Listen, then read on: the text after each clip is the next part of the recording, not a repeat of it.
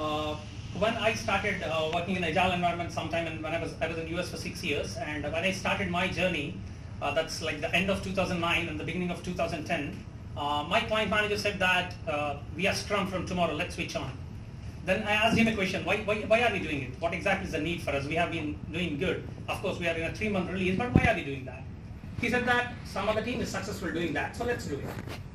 So sometimes what happens is like Abdul said, sometimes we believe in success stories. Sometimes we need quick wins and we just want to bank on them. We don't care whether they make us happy or not. Sometimes they make us sad. Sometimes they might be decisions that end up as disasters. But with Agile, what we say is like fail fast and learn quick.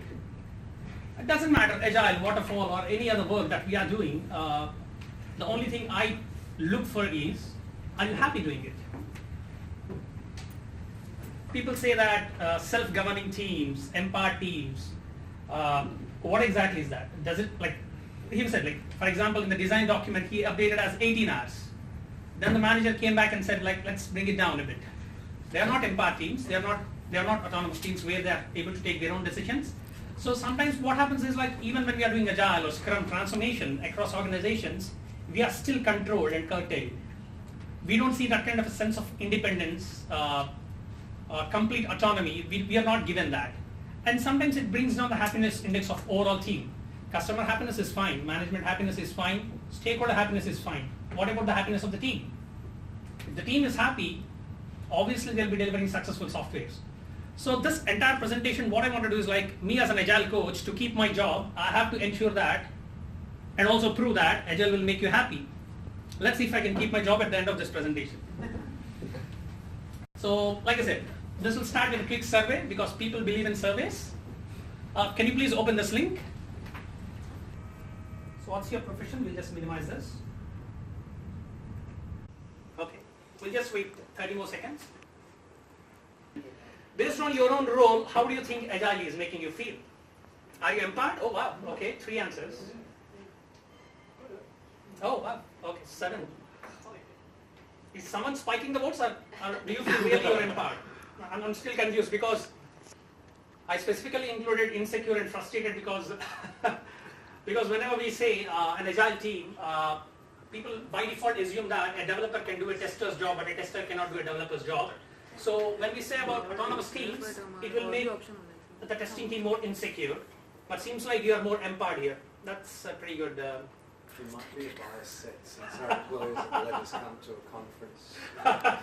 Yeah, maybe. That's good. Okay.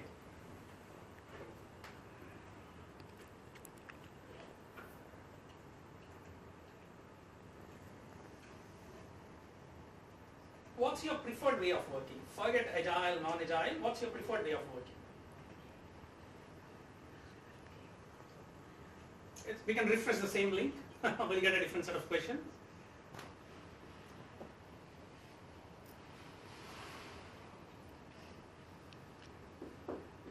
Oh, waterfall 0. That's interesting.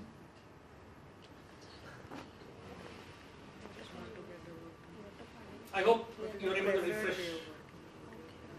Okay, cool. Wow. I don't care, just want to get work done. Okay, so that's going, don't you guys want to be happy at workplace? Just want to get work done?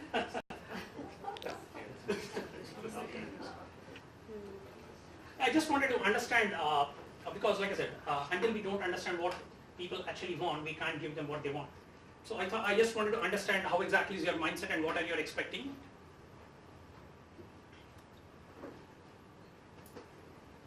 Testing has always been a last grade of quality. We say that we submit, like I said, I used to be a test profession, automation test profession in the early days of my career. We used to say that as a last stand. So it's the last grade of quality. What happens is, like, whenever a project starts, no one is hired in from testing team. Only when the project is halfway through in a waterfall model, the testing team is hired. And it's always the last gate to check quality.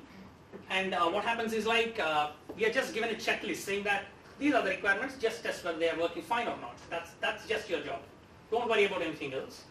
And what happens is, like, every time when I'm in a waterfall project or any other projects over the past 5-6 years, whenever we say the testing team is a separate team, they always have tight deadlines. Deadlines are always squeezed. There is a budget cut. And sometimes what happens is like they also have to reduce the overall scope of their testing. So these are too many challenges faced by agile teams. Now we say like enter the dragon kind of a movie. There comes agile. People say you're part of team. Quality is built into this. But seems like most of you are preferring whatever will get you work done. But sometimes I feel the longer you are in that kind of an environment, the more dissatisfied you'll be. You can't sustain there. We need a particular project or a particular team where team members are able to join as well as sustain that kind of a quality over a period of time. For that to happen, people need to be happy. People need to enjoy their work. So how exactly we can do that? So we discussed this. Based on your role, how do you feel about agile? You said you are empowered. Any thoughts on why you feel empowered and not insecure? Because initially when we started agile transformation in my own application, the test manager and the testing engineers were extremely insecure of their job. Right now, even in some of the Australian companies, the project managers feel their job is at risk. So, did you feel insecure or frustrated with that agile ways of working, and you feel you are empowered? Any thoughts on that? I think we had a greater opportunity to learn more from a dev perspective, where it was separate. We just didn't have that exposure. So when you brought the people together, you learned so much more. But the learning curve is extremely high for a tester when he has to be a hardcore developer. So sometimes that's extremely frustrating. So anyone had that kind of a challenge? Or, for example, a project manager is more used to kind of a command and control. If we consider legacy organizations like Telstra, project managers are like gods, where they have their own money, they can hire their own people, they can buy their own equipment, as long as they have a budget. But with agile, they have to move into a more servant leader kind of a role, or control sometimes goes to the scrum master or the product owner, where the project manager is mostly limited, not as powerful as they previously were. So sometimes they feel insecure and they try to sabotage the way of transformation. So that's what I have seen in my experience anyway. So I just need some help here in understanding what is this.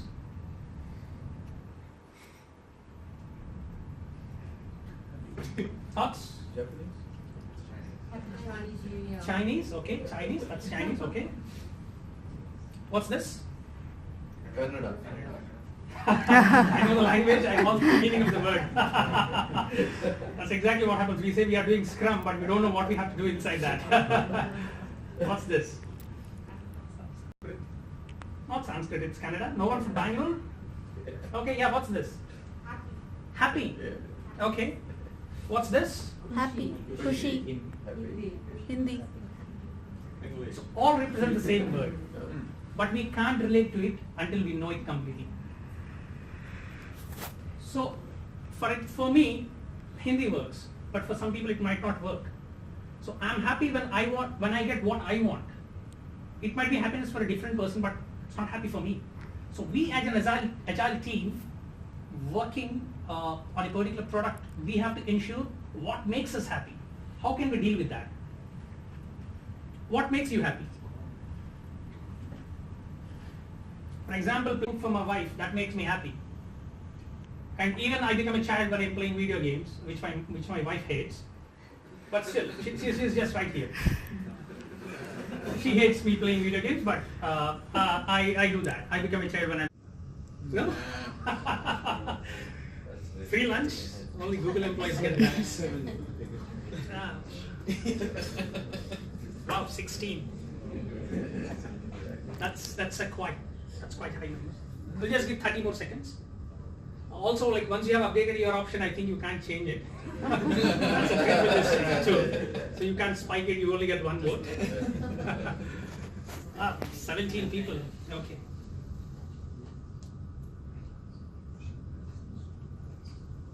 Seems like work-life balance makes you happy, and that's what I anticipated.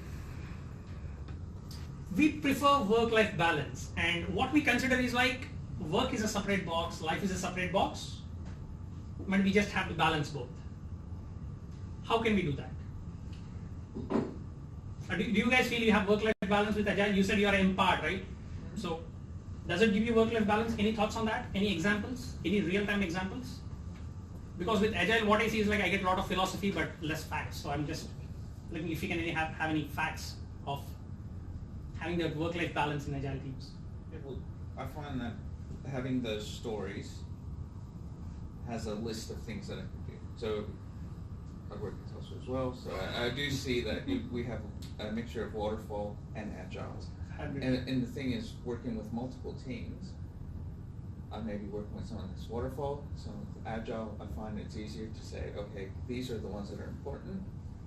Ideally, I like to say, well, if it's not on this list, I can't do it. I'm not working on it, and we need to go ahead and put that into the sprint. Whereas a waterfall, it's like, okay, we just need this done, and it's like, well, where did you come from? Yeah, yeah. So what happens is like everyone has a disease called the box syndrome. That's what I call the box syndrome. What we feel is work is a separate box and life is a separate box. There is no life at work. We only have life once we are out of work. That's called the box syndrome. For example, this is my work box. I have video conferences, reports, budgeting issues, all the paperwork that I have to do, and finally year end I get an appraisal, which will indicate that I have done nothing all year. So I feel like I'm in this kind of a box. I'm a zombie working there, and I'll only be happy if I go out of that. But with Agile, we are trying to change that. How? We'll go into that. So this is my work box. I say that I'm happy with my family, playing cricket, partying, enjoying a beach vacation. So this is my life box, and that's my work box. When I joined as a fresher in Infosys, my manager said, you have to be proactive and think out of the box. Now we are in a box syndrome. So let's think out of the box. What do you think is the solution? So I'll start another survey then. What are the reasons to think out of the box? What is work-life balance? Let's think out of the box. Work is not a box and life is not a box. Work, life together form a circle. Everything is part of that. Your boss conference, your family time, reports, beach vacation, playing cricket, all these form a circle together. Your work and life together form a circle in which you have to be happy, or at least learn how exactly you can improve your happiness. That's called work-life balance. It's not like I don't want to do any work, or I want to do the minimum amount of work and go home early. That's not work-life balance. You have to do your job. You have to be happy at your job. You have to go home, be happy at your home.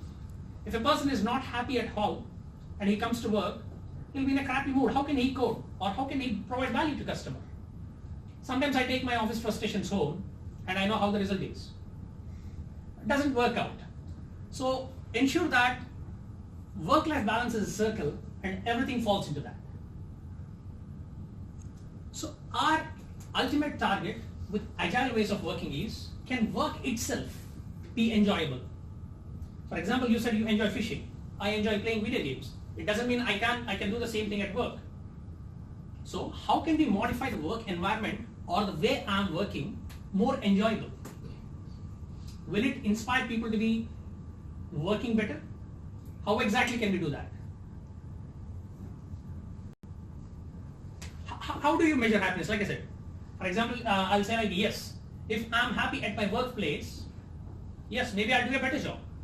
But how will you ensure that you are happy at your workplace? If you're liking that job. Okay, so that's what I'm saying. That's liking is a very generic term. Yeah. So for example, like I said, I wanted a 6-figure salary. That will inspire me to work better. So can we expand that variable? You're saying a pronoun, I'm looking for a noun. So liking is a pronoun. Oh, okay. Why do you like it? No, I know I'm happy at work, even if it's very stressful. If on the weekend I can actually sort of focus on my kids and I'm not sort of in the background thinking about all the stresses and frustrations of work, that means I'm happy at work. That means you have done your job at work and you're not thinking of that. Right? It means I'm happy. Because if I can do my job but be very frustrated and unhappy, and then during the weekend I don't have that same sense of centeredness and satisfaction. Perfect, okay. Any other thoughts? How can we identify if someone is happy or not? Yep.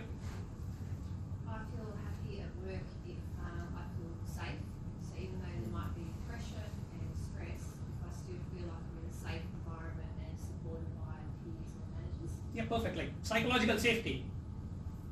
It need not be job security, it's psychological safety where you feel that you are safe in a particular team. That's one of the concepts of Agile where we say share your strengths and weaknesses once you join a team so that you have nothing to hide.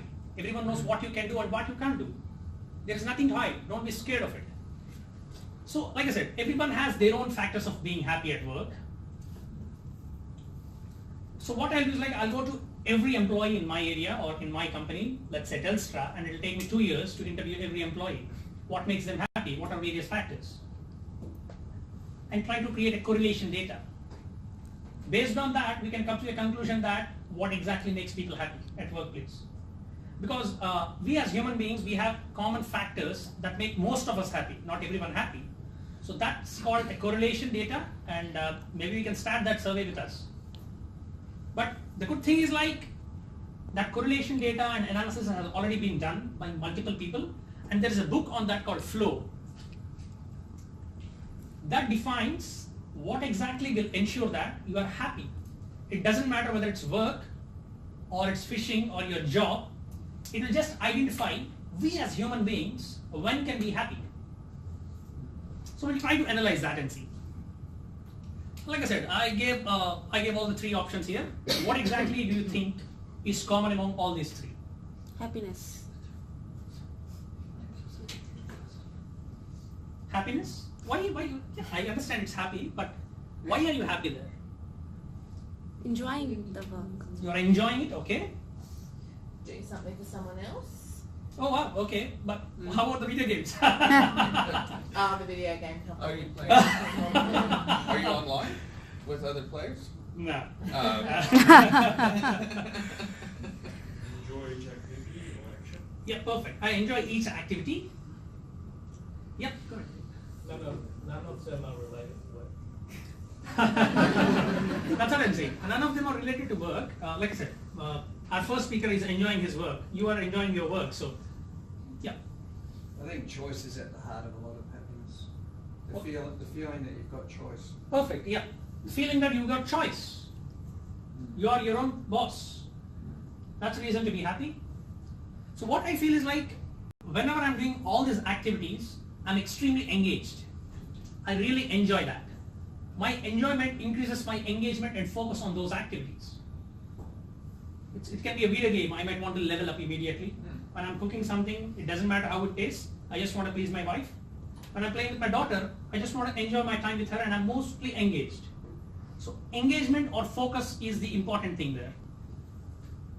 And what happens is like, when I'm in those activities, I don't realize the sense of time.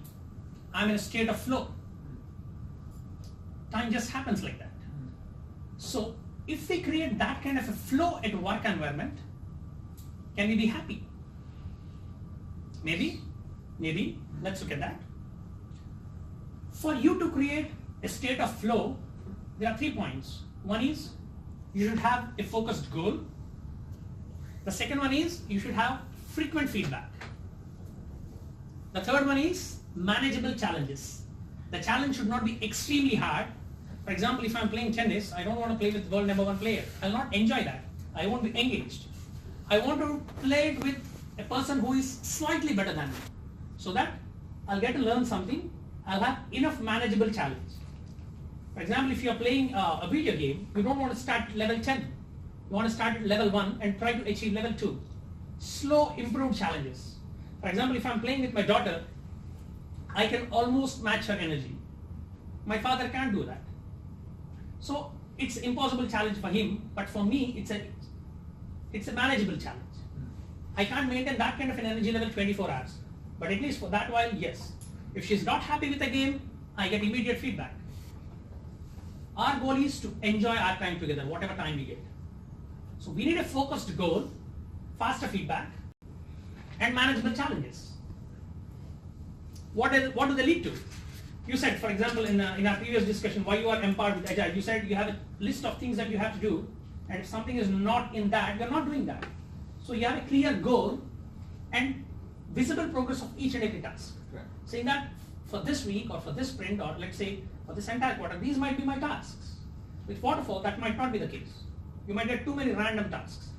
Here what's happening is like, with these kind of things, clear goal and visible progress, faster feedback cycles and manageable challenges, ultimately there will be a improvement in my skill. It's not like I'm just maintaining at the same level. Obviously there will be improvement in my skill, and that will lead to happiness. Because all this will lead to a state of flow. And ultimately, if we can create this kind of a flow at workplace, maybe majority of the team members will be happy. Now what people say is like, we have industrial revolution, IT revolution, there are too many things. But now what I say is like, now is the era of knowledge workers. Because previously, people are paid for their physical work. After some point of time, people are paid to do work that's a sequential job, assembly systems, factory floors. But nowadays what's happening is like, people are paid for thinking, generate new thinking, lead, innovate. So in the era of knowledge workers, the old motivation factors like money, carrot and stick kind of an approach, they are not working out. If you are going with a carrot and stick or a reward and punish system, it will be working out in the it will be working out in the first two eras. But with innovation, like you said, you want control of activities that you are doing, and whenever there is any monetary benefit or task attached to it as an appraisal, you are distracted, you are overstressed out. So with knowledge workers, this kind of motivational factors don't work out, external motivation factors.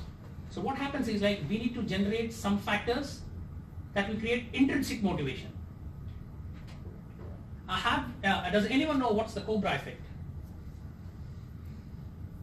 Going back to the history, when India is still a colonial state of Britain, there used to be too many cobras in New Delhi, the capital of India. So the British government announced a prize saying that whoever catches a cobra, they'll get some money. So that will reduce the overall number of cobras in the capital of India. What happened is, to get money, people started growing cobras, so petting them. The longer the size, the better reward. So let's say I say, you catch a defect, I give you $10. I'll write myself a car by the end of the day. So yeah, that kind of a thing won't work for knowledge workers. So what happened is like, then the British government realized that it's not a good idea and they banned it. And then people have no use of the cobras, so they left them open. So the problem became worse than the problem they are trying to solve. So in the era of knowledge workers, what's happening is like, people don't need any external motivation factors. Of course, they need salary. They need to have salary where they don't think about money too much. But after that, what drives them? What drives personal satisfaction? This is a book by Daniel Pink on what will drive your own personal satisfaction. So these are two scientific reasons. One is the flow and the other one is drive. These are two scientific reasons on what exactly will make people more engaged and happier at any place. So we'll go through what is drive. Do you know all these? What are these? Wikipedia, okay. Linux? Apache, perfect. I don't get many people who recognize that. I tell them it's Apache, but yeah. So what are all these products? Anything common between them? Open source, perfect. People contributed over the world, entire world. It's volunteer. Perfect, it's volunteer. People don't get paid to do this work. It's volunteer. Do you guys remember there used to be a CD, when I was born, Microsoft used to release a CD saying that this is a Wikipedia or encyclopedia called Encarta. Yeah. So if we say that a group of volunteers can compete with Microsoft and replace Encarta, no one would believe me, but now that's Wikipedia. Microsoft has shut down its Encarta entire project because it couldn't keep up with Wikipedia. So what I'm saying is like, when people are motivated to do their work, it doesn't matter with which kind of an organization or with which kind of a money background they're competing with. They can get the job done. Same is the case with other open sources. When there are willing people to contribute, but why exactly are they doing this? Without any compensation. Like I said, they don't get compensated in any way. It is not in the form of money. So why are they doing that? Come on, guys. I'm getting, my set is getting too monotonous, so I wanted to change the flow of that. Okay, refresh the page again. What's your job type? This is not a marketing session, so don't worry. What's your job type? I'm not a recruiter. Well, okay, full time. Why is that going down? Okay, yeah, like that. Yeah. Okay. Okay, so I guess you are being sent on a paid vacation or something today. I'm actually a contractor. Okay, so I lose my contract salary for the day, but even then, I wanted to be part of this learning group, and I wanted to see how exactly my facilitation skills are. I have been a public speaker at many conferences in India and even in Melbourne, but I also wanted to see how exactly I can facilitate an entire event. So even though I lose my job or my salary for the day, I wanted to be part of this event. Sometimes money is not just the motivation factor, there can be many other factors. This slide didn't play out the way I wanted, but anyway.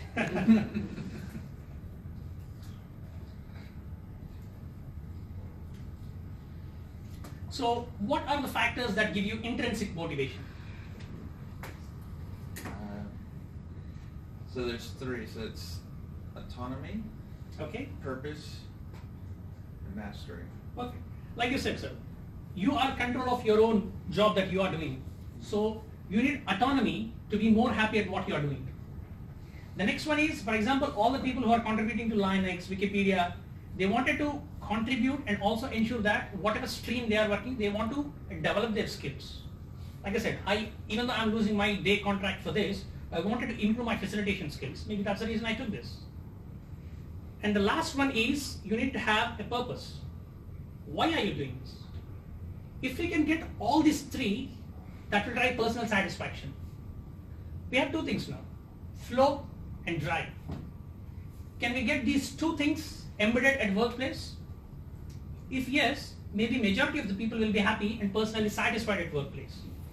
How exactly can we do that? Any thoughts? Well, that autonomy is provided with if you have a manager who's able to go ahead and provide that safe environment. The agile thing, where I just sort of see it as the purpose, right? You get the purpose where you see the waterfall. People come with all kinds of purpose, but you don't really get to master any skills because you're just trying to feed requests, and you don't get that autonomy anymore. Yeah. Like you said previously, you said if you're in waterfall, you're jumbling across 4 or 5 projects where you don't feel connected or committed to every project.